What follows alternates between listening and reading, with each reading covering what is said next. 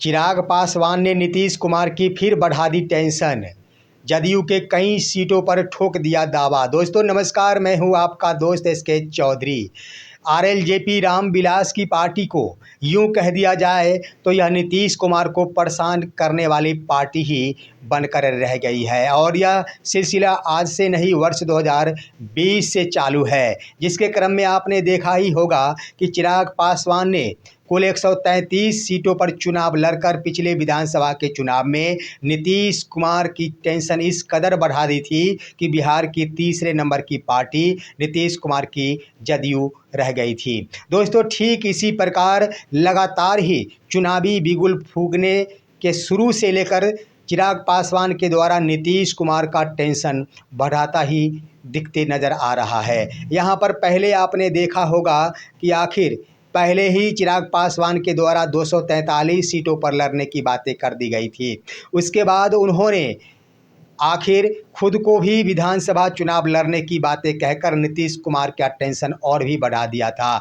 लेकिन इसी बीच चिराग पासवान ने जदयू के वैसे सीटों पर दावेदारी ठोक दी है जो कि नीतीश कुमार का सिटिंग वो सीट है, वहाँ नीतीश कुमार के सिटिंग विधायक है। आखिर यह दावा नीतीश कुमार की टेंशन बढ़ा दिया है और आखिर इसका क्या परिणाम होगा और वो कौन कौन सी सीटें हैं, आइए दोस्तों आज के इस वीडियो में विस्तार पूर्वक चर्चा करते हैं। लेकिन इससे पहले मैं आपसे गुजारिश करना चाहूँगा, अगर आपने अभी तक हमारे इस चैनल शौर्या हिंदी न्यूज़ को सब्सक्राइब नहीं किए हैं तो कृपया अभी सब्सक्राइब कर लीजिए, क्योंकि मैं आपको जो भी बिहार चुनाव से जुड़े मुद्दे को बताऊंगा सटीक विश्लेषण से रूबरू कराऊंगा।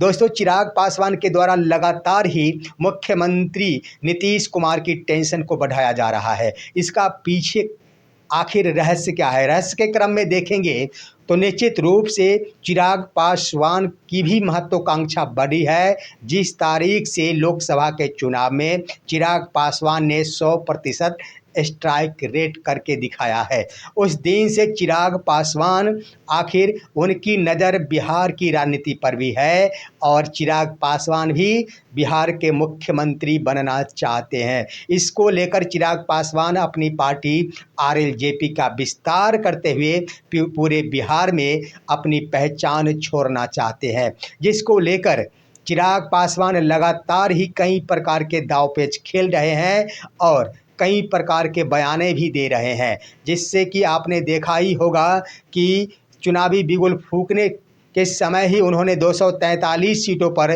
चुनाव लड़ने की बातें कही थी। बाद में चलकर उन्होंने भाषा को बदलते हुए कहा कि चिराग पासवान ही 243 सीटों पर चुनाव लड़ेंगे।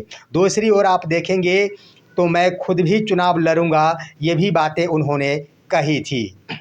लेकिन उस तमाम बातों पर तो विराम लग गया और अब तो नीतीश कुमार की टेंशन इस कदर बढ़ा दी गई है कि नीतीश कुमार अब वह सोचकर मजबूर हो गए हैं कि आखिर केंद्रीय चुनाव समिति आखिर क्या कुछ निर्णय लेगी, नीतीश कुमार के टेंशन को कम करेगी या फिर नहीं करेगी। दोस्तों चिराग पासवान के द्वारा कुछ सीट वैसे हैं जिस पर जदयू के सिटिंग विधायक है और उसकी सूची केंद्रीय समिति यानी एनडीए रणनीतिकार के पास सौंप दी गई है। अभी वर्तमान में एनडीए रणनीतिकार के पास ही चिराग पासवान के द्वारा सीटों की सूची सौंपी गई है और उस पर सबसे पहले प्रदेश चुनाव समिति मंथन करेगी और इस पर मंथन के उपरांत केंद्रीय चुनाव समिति मंथन करते हुए इस पर अंतिम मुहर लगाएगी। लेकिन यहाँ पर आखिर वो सीट कौन है, आइए ज़रा देखते हैं। यहाँ पर सबसे पहले है अलौली विधानसभा क्षेत्र जो कि खगड़िया ज़िले में है और खगड़िया ज़िले में वर्ष 2020 के चुनाव में आरजेडी के रामलाल सदा ने जदयू के ही साधना सदा को पराजित किया था। यहाँ पर जदयू दूसरे स्थान पर रही थी, परंतु लोजपा यहाँ पर तीसरे स्थान पर रही थी। लोजपा के रामचंद्र सदा तीसरे स्थान प्राप्त किए थे जो 26,386 वोट प्राप्त किए थे। अब चिराग पासवान की यह मांग है कि मैं जब अकेले तीसरे नंबर पर रहा था तो एनडीए गठबंधन के साथ तो निश्चित रूप से हमारी जीत हो जाएगी।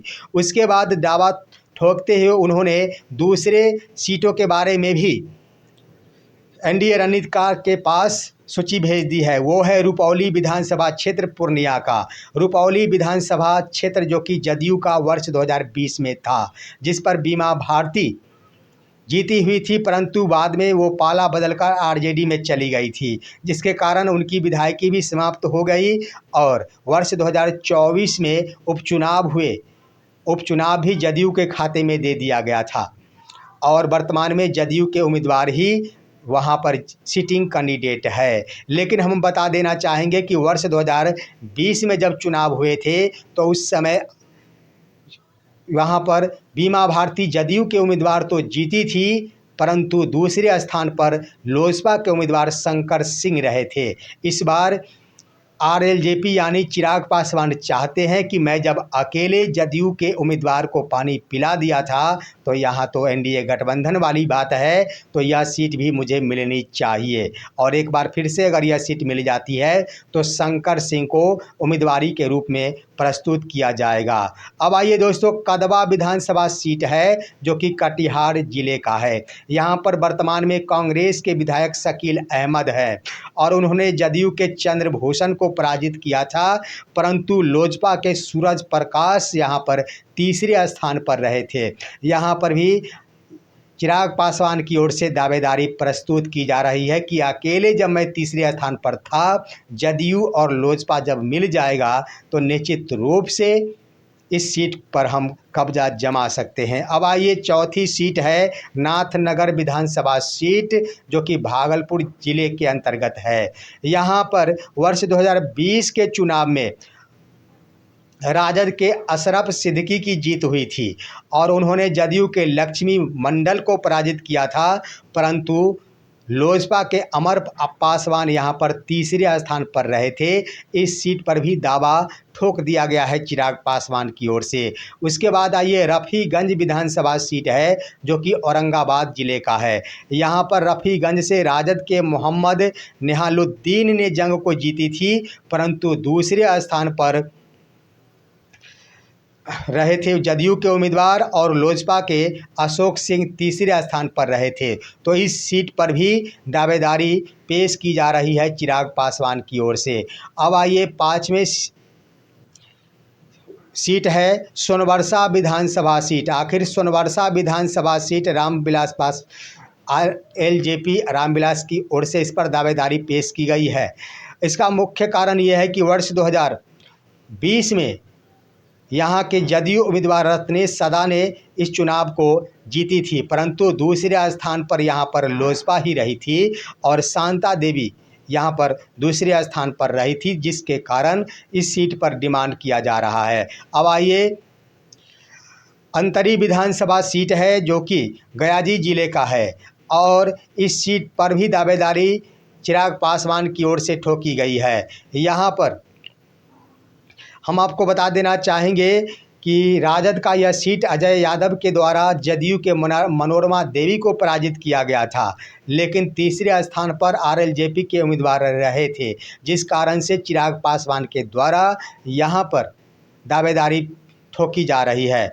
अब आइए, मटिहानी विधानसभा सीट, तो यहाँ पर यह बेगूसराय ज़िले की सीट है और यह सिटिंग सीट है एलजेपी-आर की।